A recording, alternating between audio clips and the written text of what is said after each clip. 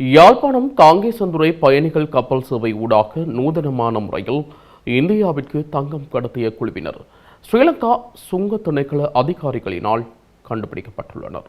இதன்போது 26 பேரில் 6 பேர் தங்கத்தை விழுங்கியமை கண்டறியப்பட்டுள்ளது.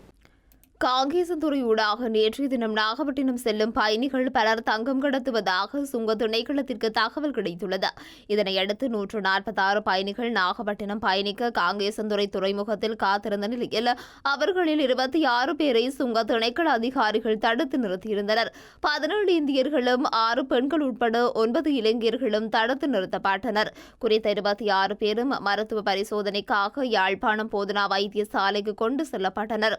6 பயணிகளில் 17 பேருக்கு மேற்கொண்ட ஸ்கேனிங் எனப்படும் வருடி பரிசோதனையில் 6 பேர் தங்கத்தை விழுங்கியுள்ளமை உறுதி செய்யப்பட்டுள்ளது. இந்திய பிரஜைகள் நால்வரும் 2 இலங்கை பெண்களும் தங்கத்தை விழுங்கியமை கண்டறியப்பட்டது. எஞ்சியவர்களுக்கு வருடி பரிசோதனை மேற்கொள்ள நடவடிக்கை எடுக்கப்பட்டுள்ளது.